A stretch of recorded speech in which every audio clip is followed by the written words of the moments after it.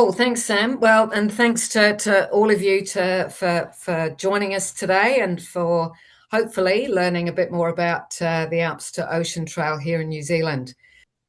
So the webinar today is all about the Alps to Ocean Trail, and this is one of 23 great rides that we have throughout New Zealand. They've been purpose built to enable people to explore our country by bike, away from roads, away from busy traffic, and into just the more remote backcountry.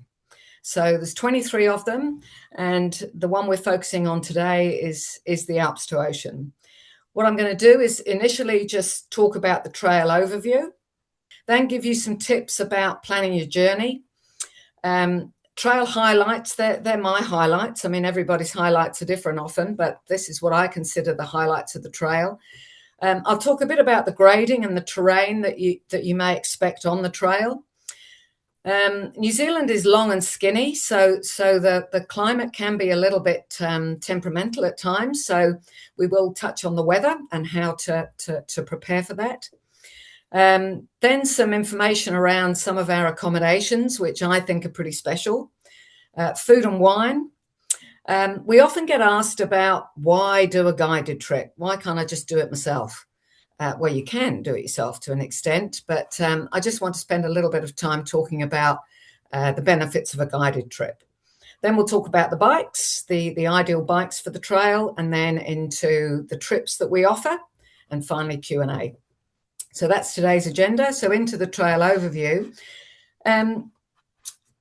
This is the trail I'm talking about is our longest continuous cycle trail. So you'll be riding about 320 Ks over usually over 6 or 7 days is the time we usually take. The trail goes from the Southern Alps, right up in the Southern Alps, and through to the Pacific coast to a small town called Oamaru. So hence the name Alps to Ocean. For me, the real focus of the trail are the things that really I think will surprise you, is just the variety of landscapes that you will be traveling through. You'll also get exposure to our heritage and history, and you'll also pass through a number of small rural communities. So it really is heartland South Island, New Zealand, a pretty special place. The trail is in places, it is moderately technical, but in my view, very achievable for most people. Okay. And as I say, on average, 4 to 7 days to complete. We usually do 6 or 7. Thanks, Sam.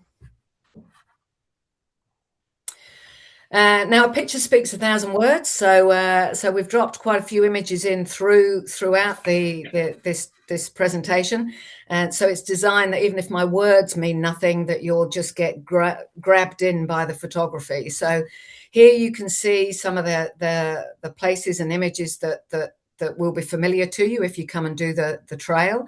You can see the Southern Alps there in the background on the top 2 slides.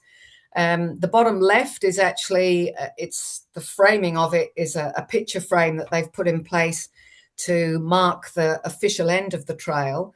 And the backdrop there is the Pacific Ocean at the coastal town of Oamaru. So, and then on the right-hand side is one of our mountains. It's called Ben Ohau, and you will cycle pretty much around the bottom of Ben Ohau. So just some of those natural landscapes that you'll enjoy on this trip.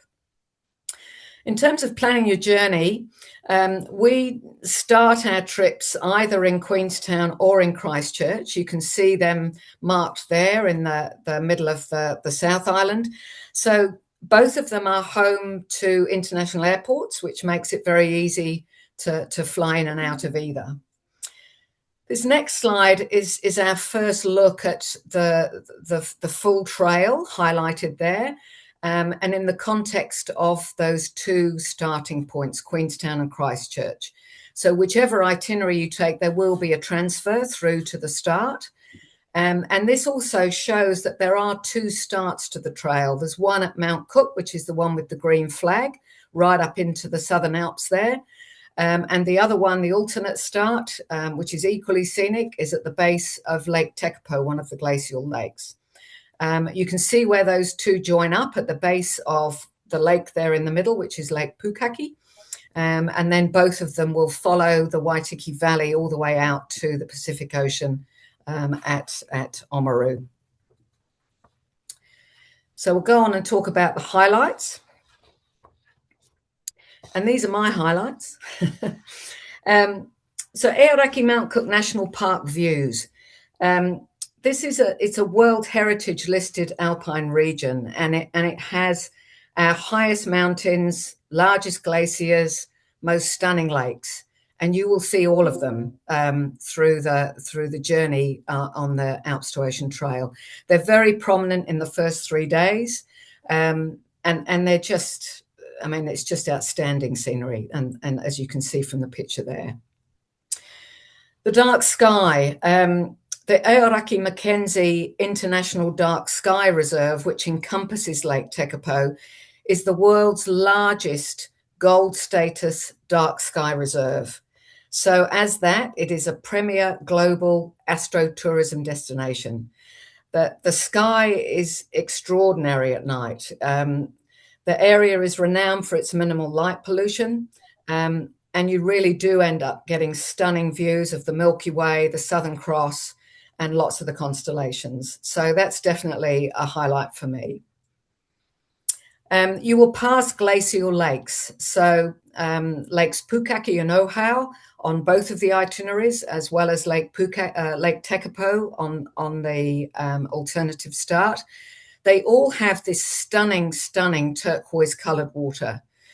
But that's a secret that you're going to have to wait to hear about when you come on one of our trips, okay, as to what makes that water, the turquoise colour, stand out. But believe me, it's extraordinary. Now, the Waitaki Valley, for me, is a hidden gem in New Zealand. There's an awful lot of locals who have never been down the Waitaki Valley. And it's an incredibly special place. I absolutely love it. It's known for several things. It has some fantastic man-made lakes that are linked to a hydro scheme that I'm going to talk to you a little bit more about later. But it's probably more well known for the geology. The limestone is incredible, and the landscapes are just absolutely rich with fossils. So that area for me is quite an unexpected gem for a lot of people. Those landscapes have actually led to the area being accredited as New Zealand's first, and it's still only, UNESCO Global Geopark. So for any budding geologists, this is a really special part of the trail. I love visiting some of the historic towns as well. And you'll go through a number. Most of them are linked to what is now one of our key hydropower schemes. So the Waitaki Hydro Scheme now generates electricity for about 40% of our households. That project began back in the 1920s. It was actually a make-to-work project in the 1930s Depression. And that in itself spawned the trial scheme of the world's first social welfare system. So a stack of history through here as well. A lot of those small towns were built to house the workers who built the scheme. And now the Alps to Ocean Trail is just making such a difference with helping to revitalise those remote rural settlements. And lastly, I think the highlight is, isn't it, is always getting to the end, don't you think, especially when you've just ridden over 300 kilometres. So we finish at Oamaru. Oamaru has a lot of Māori and European history, not least illustrated by the stunning Victorian architecture that's all built from the local limestone. And then we finish right at the Pacific Ocean. So quite often, weather permitting, a lot of our guests will just get in the sea and have a swim at the end. Okay, on to the next.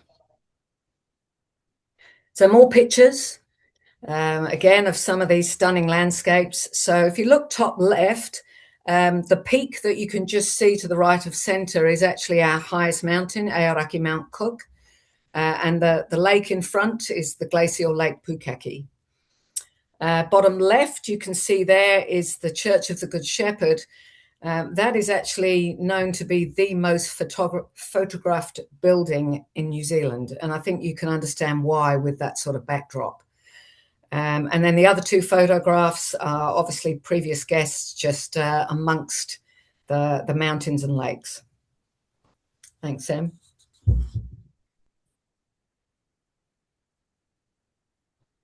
Top left, the picture there is Benmore Dam, which is one of the six hydroelectric dams, part of the hydroelectric scheme. And during the Alps to Ocean trip, you will actually cycle across the top of that dam. And the views as you go across are quite spectacular. You've got Lake Benmore and Lake Aviemore, both man-made lakes, but you can see there that the sort of turquoise look of them that they've got. Bottom left is Oamaru, an example of the Victorian architecture that I was talking about. And the building there is built from the limestone that you can see in the top right picture. Lots of limestone crags that you'll be cycling past through the Waitaki Valley. Bottom right, we just thought we'd pop in a kind of typical rural country hotel. So this one is in Kurau, one of the small settlements in the Waitaki Valley. Thanks, Sam. So vineyards, the Waitaki Valley is perhaps not our most well-known wine growing region, but it does grow some pretty nice wine, I have to say. And if you do join us on one of our trips, there's a pretty fair chance that you'll get to enjoy either at a tasting or visiting one of the wineries. The bottom left there is an example of the fossil landscape that I talked about. So that particular area is called Elephant Rocks. We ride right past it, and we do take time to just get down and amongst those massive rocks. It really is quite a unique area of geology. And then the other two photos, once again, just beautiful landscapes that we enjoy along the way. Top left is an example of one of the gravel road sections that you'll be enjoying on the trail. This one runs alongside one of the canal sections of the hydro scheme that connects two of the natural glacial lakes, Pukaki and Oahu. You can see the southern lakes there also in the background, the Southern Alps in the background. And this is one of the easiest, definitely one of the easiest sections of the trail, as you can see, nice and wide, no traffic, easy gravel, beautiful scenery. I also just wanted to touch a little bit on the photograph bottom left. So that's the kind of views you'll get if you come and do the trail towards the end of the season. So this was taken in April, and you can start to see the stunning colours that you get at that time of year. Yes, you might have to put an extra layer on, but for me, April is one of our top months. It's very, very consistent weather, and the colours, as you can see, are just beautiful. So yeah, don't rush necessarily to come in the peak of the season, because the shoulders are equally fantastic. And that's the picture frame again at the end of the trail. Thanks, Sam. So I've mentioned already we've got two start options, so I just wanted to touch on those a little bit more. The first one is right up in the Aoraki Mount Cook National Park itself, and is the original start for the trail. It does require a short helicopter transfer across the Tasman River, which you can see there in the photo on the right, top right. And then from there, you travel down the east side of Lake Pukaki, and that's where you then meet up with the alternative start, which is from the bottom of Lake Tekapo, an equally beautiful spot, but perhaps has less of a weather risk than the start up at Aoraki Mount Cook, because that one's right up into the heart of the mountains. It is more prone to weather, and sometimes that helicopter can't actually get across the river, so then you have to do a drive around. But to be honest, both are great. We have a lot of interest in both of the itineraries. I think this is a great slide here, which again shows you the full extent of the trail. You can see that both of the starts at the top, the one on the left with the little one is the Mount Cook start, and then the one on the right is at the base of that Lake Tekapo. And you can see that whichever start you do, you will end up riding about the same distance. And once you're at the bottom of Lake Pukaki, the trail is the same for both starts.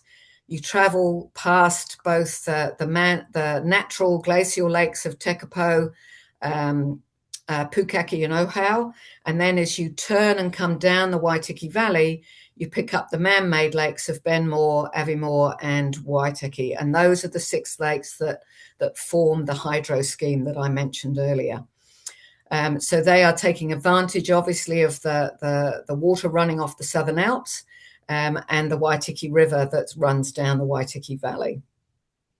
You can also see there some of the names highlighting some of those original towns that were built in the 20s and 30s to house the workers.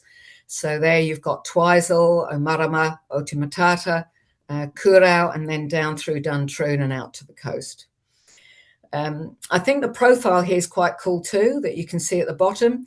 So it does show that we're mostly going down, but there are 1 or 2 sort of wee peaks, and those are really contributing to the sections of the trail that are graded as intermediate.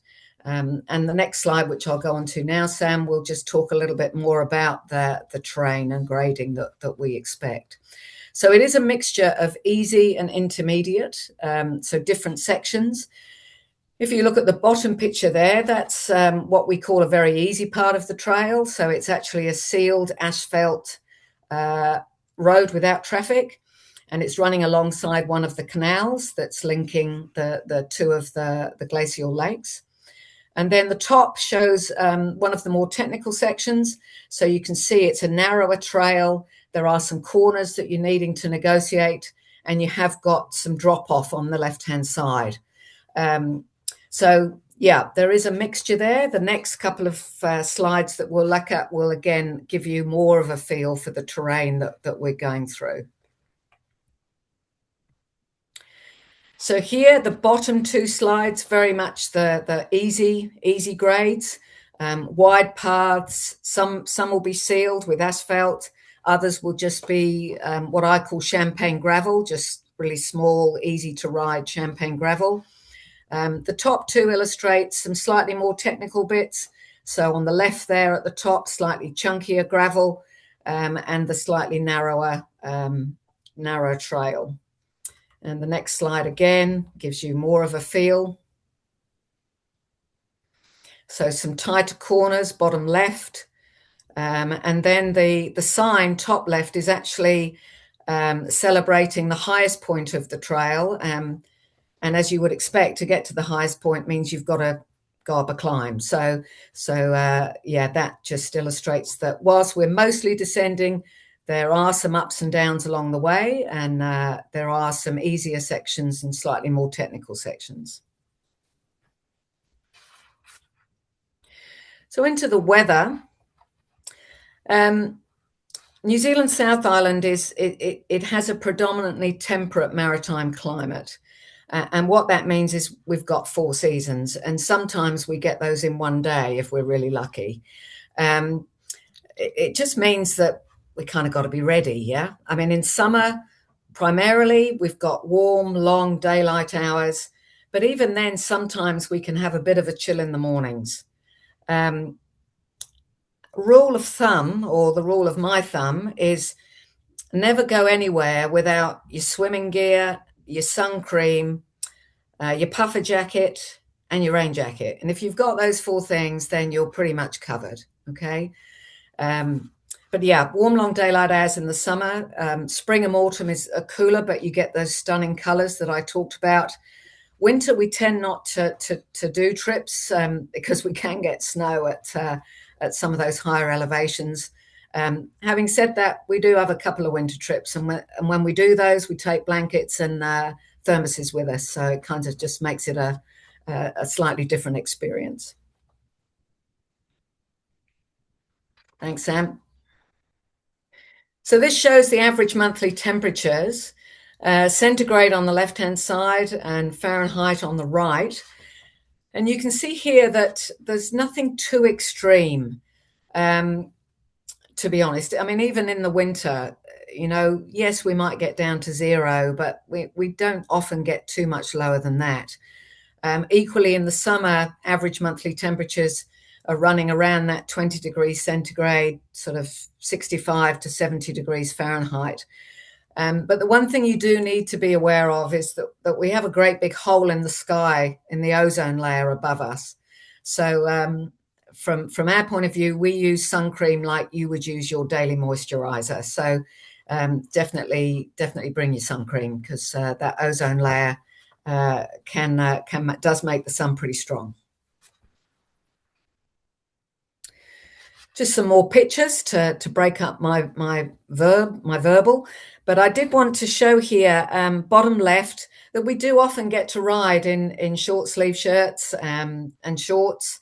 We often get blue skies, as you can see here. But right hand side, you'll probably see the people there. Whilst we've got the blue skies, they've got an extra layer on. So yeah, it's just allowing for sometimes needing to put on that extra layer. That's actually a cracking photo on the right hand side of Aoraki Mount Cook, our highest mountain. So you can see its characteristics. It's just got the ridge and the sides, and that's our highest mountain up in the national park. And on to the next one. So let's talk a bit about accommodation. New Zealand, if you're coming on a biking holiday, New Zealand isn't really the place to come if you're looking for contemporary 5-star accommodation on your biking holiday. We do have properties like that in our cities, but the beauty of the trails is they take us away into the more remote, less accessible parts of our beautiful country.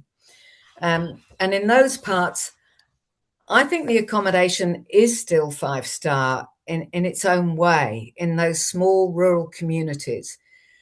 They're usually owned and run by locals. You'll be welcomed with open arms, and they genuinely appreciate you visiting their out-of-the-way communities, because the tourism now is the reason that they still exist, to be perfectly honest. And the cycle trails in general throughout New Zealand have done wonders for helping those remote backcountry towns survive. So there is beauty, real beauty in these accommodation places. There's a wide range. There's small lodges, there's motels, there's little B&Bs, there's holiday parks, historic houses, and there's, all sorts of options to suit different budgets. I just want to talk about a bit more detail about 2 particular accommodation places that we use on our classic itinerary. Sam, if you could just flick to the next slide for me. So the top left, you can see that the title of that accommodation unit is called Waitaki Braids. Braids are a type of river here in New Zealand. And the Waitaki Braids is located in a small town called Kurau, which is about halfway down the Waitaki Valley. It has a population of about 380, and it's also home to probably our most famous All Black rugby player, Richie McCaw. So this particular building was built from the local limestone back in 1888. And then the present owners bought the property in 2017. It was a junk store at the time, and they turned it into what it is today, which is a really beautiful boutique cafe and lodge that we use. It's still the same people running it, and it's just a beautiful spot. The bedroom on the bottom right is actually from that property. Then on the right-hand side is Burnside Homestead. And this was also built in the late 1800s by one of our earliest settlers, John Forrester Reed. He had quite a large family, so he built this rather large homestead. And the current owners are a delightful couple, Kathy and Marcus, and they now run the homestead as a bed and breakfast. and it's a great place to spend your last night on the Alps to Ocean Trail and enjoy a celebration dinner in the original dining room in the homestead. And bottom left is actually the billiard room in the homestead, and you can see there just some of our previous guests enjoying potting a few billiard balls. So that's just a little bit about a couple of two of our quite special accommodation places. Now, New Zealand does have a reputation for producing some pretty good wine. But I think I mentioned earlier that our guests, many of our guests are always gobsmacked by the quality of our cuisine. And once again, we're in rural heartland South Island here. So, we might not have Michelin stars, but the food is mostly from out the back door of the kitchen or from within just a few kilometres. So homegrown, homemade. It really is often a farm to table dining experience, and guests are always really blown away by the quality of the cuisine that they experience. And then I've talked already about some of the wineries along the way, and there's who needs an excuse to call in and visit one of those. Thanks, Sam. So these pictures, top left is actually a tasting room in that small town of Kurau, would you believe? But it is surrounded by wineries in that area. So we often do go to this particular tasting room because it happens to be walking distance from the Waitaki Braids to enjoy a tasting there. And the other pictures are illustrating some of our past guests enjoying some of the food and wine. And I always reckon it tastes so much better when you're surrounded by mountains and glacial lakes, as a number of these photos show. Thanks, Sam.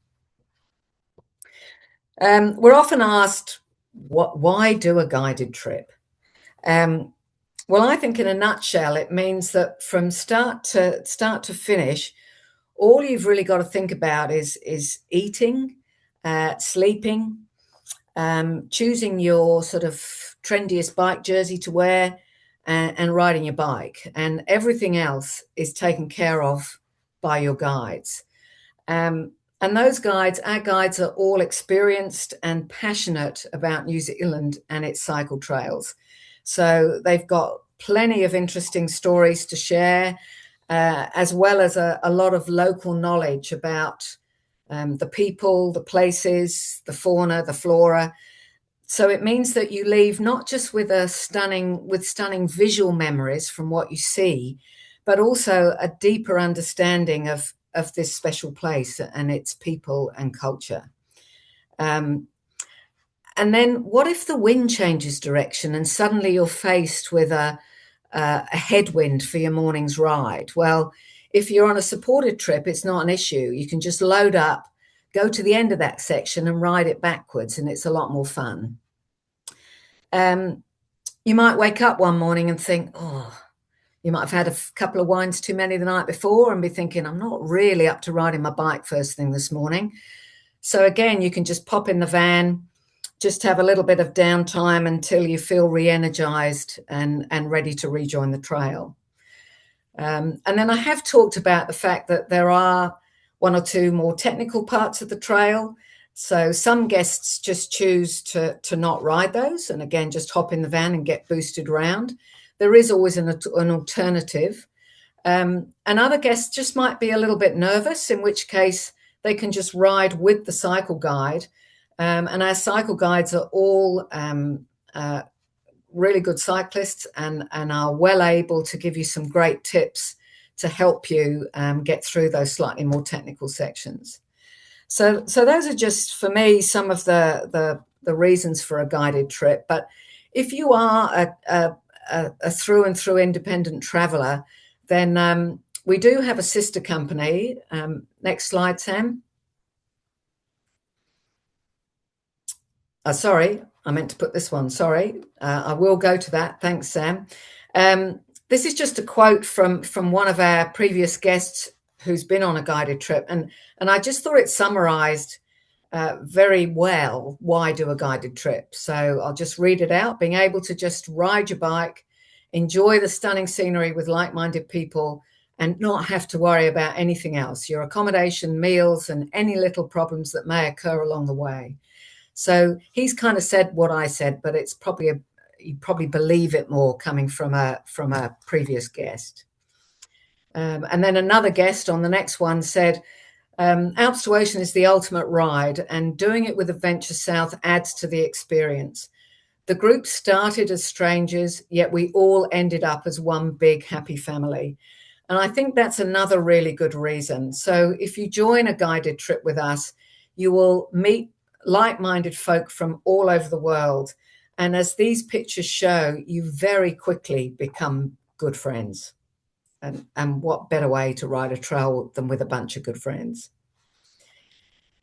But if you are a through and through independent traveller, our sister company, Trail Journeys, they do offer self-guided trips on the Alps to Ocean. So you will ride the trail on your own, but they will transfer luggage for you between accommodation that they select based on your budget. You can bring your own bike, or equally you can choose either an electric or a standard bike to use. So there certainly are options to ride the trail self-guided, and the next montage of pictures just show you some examples of people enjoying the trail in ones or twos. Okay, moving on. Now we'll talk a little bit about bikes. So we do recommend riding the Alps to Ocean on either what we call a hardtail mountain bike with front suspension, or on an electric bike.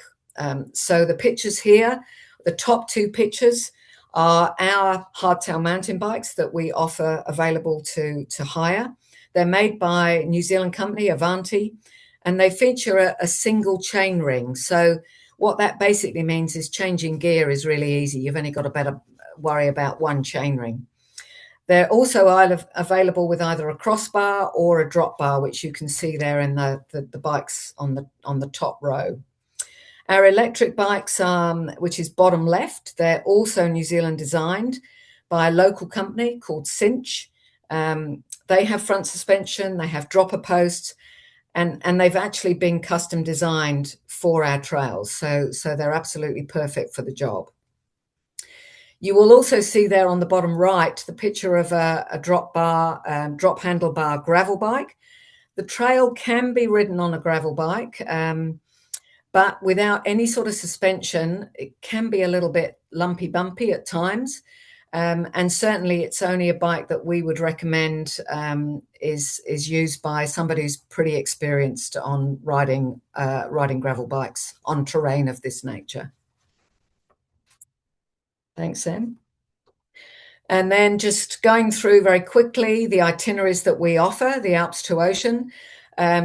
We have 5 itineraries available. If you've just got a week to spare, then we've got 3 trips that are under 7 days. They're either 6 or 7 days. I'm going to touch a little bit more on the first 2 there, the classic and the end-to-end.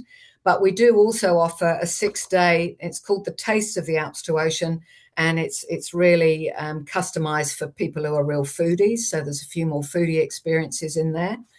For those of you coming from overseas, I kind of reckon that if you're coming this far, then surely you can justify that with a longer visit and a longer ride.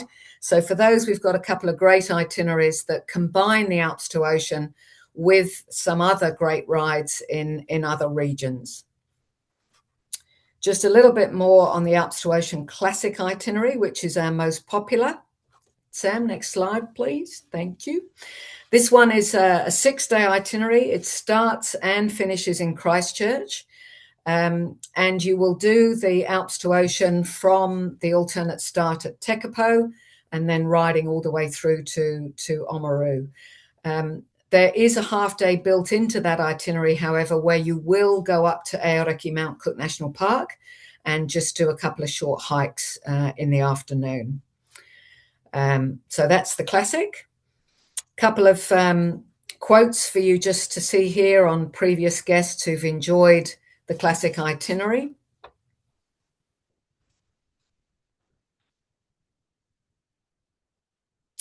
And then on to our other shorter itinerary, which is the end-to-end. This is 7 days, so it's a day longer than the classic. And that means we are able to start it in Queenstown and then finish in Christchurch. Here you will cycle the original route, which starts up at Mount Cook National Park. So you go end to end, you get your heli flight over the Tasman River. You do also have an opportunity for a hike in the national park. And then a couple of accommodation options on this trail include a high country farm on the edge of Lake Pukaki and also a night in a luxurious glamping tent, which I have to say is pretty flash. I'm not really one for camping these days, but I make an exception to go to the Valley Views glamping. Thanks, Sam. On to the next. And here we go with just some quotes, again, from previous guests who've experienced that end-to-end itinerary. And that does bring me to the end. So over to Sam now to kind of manage any questions that you guys may have, which I'll do my best to answer. Yeah, no, that was absolutely amazing, Sue. That was incredibly thorough. I'm sure everyone, all our participants today learned a lot. So thank you so much. Just before, we've got a few questions loaded into the chat, and feel free to add to those questions. We currently have 8 questions we'll quickly run over. So starting, Sue, the first question is, the first question was from Neil, and he says, any bike rides in late August from Queenstown? And I would say to that, most definitely there are some. It's best to look onto our website, and you can filter by month of the year. So head on to the adventuresouth.co.nz website, and you'll be able to see. And then the next one was, is underwear with padding under normal gym shorts suitable for this ride? I would definitely recommend a proper pair of cycling shorts with a proper chamois, because you will be riding obviously multiple days and day after day, and generally probably between 3 and 5 hours. So you want to make yourself comfortable. So I would highly recommend that you just invest in a pair of, well, probably a couple of pairs of proper cycle shorts with a chamois. Yeah, great one. And the next one from Sid was, what would the average distance per day be? What would it range from? Yep. So we have a couple of days that would be around the kind of 40, 50K mark. But we do get up to distances that are more around 80 to 85 on a couple of the days. So that's where an e-bike can be really helpful if that sort of length of distance is a little bit daunting. But yeah, equally, because the days are very broken up, we stop for a morning tea, we stop for a lunch stop. You'll be seeing the van at least every 15 to 20K. So it's actually, you've got all day. And that's the beauty of it. So whilst those 85K distances might seem quite a lot, it's very achievable during the day. No, wonderful. This is going to put you on the spot. However, do you know what the max elevation in one day would be, roughly? I would say, well, the Tambray Saddle is the highest point, and that's just over 900 meters. So that's probably not far off. It will be somewhere around that 900 to 1,000 meters. But again, if you go on to the website and go on to either of the Alps to Ocean itineraries, they should specify both the distance and the elevation that you would be having each day. Yeah, fantastic. We had Mary Rose ask a question about if you can do this yourself, and most definitely we'll direct you towards trail journeys as the self-guided experts. Someone also said some of the trails look very narrow. Is it possible to walk your bike through those sections? Absolutely, yes, is the answer to Yeah. that. And if you're on an e-bike, there is what we call a walk mode because the e-bikes can be a bit heavy. So you can just put it onto walk mode, and that just gives you a little bit of assistance with walking the bike. But yes, those sections are certainly able to be walked. And there are, as I mentioned earlier, um, with two of the sections in particular that are a little bit more technical, we do offer alternatives for people who are perhaps just a little bit less confident on the bike. So those are alternative rides. Yeah, lovely. We had a comment from Neil. He said, "Hi guys, I have to leave early and apologizes for that." But he said, "I did it Alps to Ocean with Adventure South earlier this year. It was fab!" Exclamation mark. Highly recommend. Cheers, Neil. Oh, that's lovely to hear. Michelle asked, "Is there transport to the start?"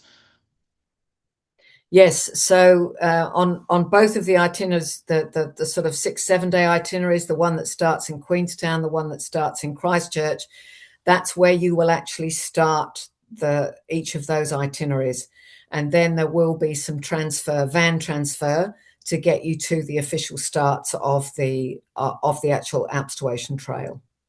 Yeah, wonderful. Thank you. We had Peter. He said, "I have gluten intolerance. Can you accommodate dietary conditions like this?"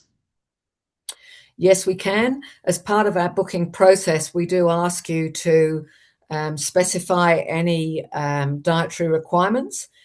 We will then pass on all of that information to all of the meal providers that we use, and they are very used to and comfortable with adapting their cuisine to suit the different requirements that people do have. So something that we're very familiar with.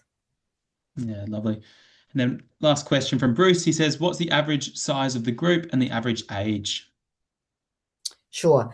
Our maximum group size is 14, and to be honest, on we're operating on the Alps to Ocean every week, and I would say the average size would be probably 11, 12. Most of our trips through February, March, April are full, and then it's just the shoulders that might have slightly less numbers. Average age, typically the age of our typical clientele would be somewhere between 55 and 75, there or thereabouts. Um, but everybody's welcome. Yeah, no, wonderful. They're really good questions that everyone asked. Thanks so much.